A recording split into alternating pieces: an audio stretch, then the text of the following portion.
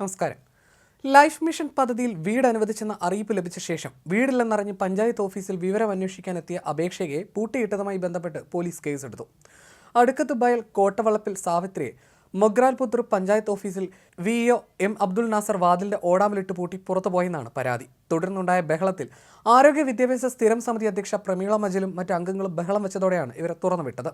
ഇതിനിടയിൽ തന്റെ ഔദ്യോഗിക കൃത്യനിർവഹണത്തിന് തടസ്സം വരുത്തിയെന്ന് ആരോപിച്ച് വിഇഒ അബ്ദുൽ നാസർ നൽകിയ പരാതിയിൽ സ്ഥിരം സമിതി അധ്യക്ഷ പ്രമീള മജൽ, സാവിത്രി, ഉഷ തുടങ്ങിയവർക്കെതിരെ കാസർഗോഡ് ടൗൺ പോലീസ് കേസെടുത്തു. ഓഫീസിൽ പൂട്ടിയിട്ടുവെന്ന സാവിത്രിയുടെ പരാതിയിൽ അബ്ദുൽ നാസറിനെതിരെയും പോലീസ് കേസെടുത്തു. ലൈഫ് പദ്ധതിയിൽ വീടുണ്ടെന്ന് അധികൃതർ പറഞ്ഞതിനാൽ പഴയ വീട് പൊളിച്ചിരുന്നു. എന്നാൽ പിന്നീടാണ് ആള് മാറിപ്പോയതാണെന്ന് പറയുന്നത്. പലതവണ ഓഫീസ് കയറി ഇറങ്ങിയ സാവിത്രി താൻ നൽകിയ എല്ലാ രേഖകളും തിരികെ നൽകാൻ ആവശ്യപ്പെട്ടായിരുന്നു വിഇഒയെ സമീപിച്ചത്.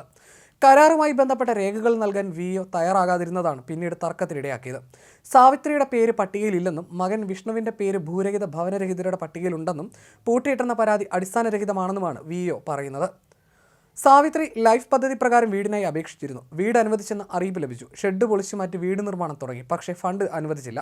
മറ്റൊരു സാവിത്രിക്കാണ് വീട് അനുവദിച്ചതെന്നും മാറിപ്പോയെന്നുമാണ് പഞ്ചായത്ത് അധികൃതർ വിശദീകരിച്ചത്. ഇതോടെ താൻ നൽകിയ രേഖകൾ തിരിച്ചു തരണമെന്ന് സാവിത്രി ആവശ്യപ്പെട്ടു. ചില രേഖകൾ നൽകിയെങ്കിലും മുഴുവൻ രേഖകളും നൽകാത്തതിനാൽ സാവിത്രി കുത്തിരിപ്പ് തുടങ്ങി.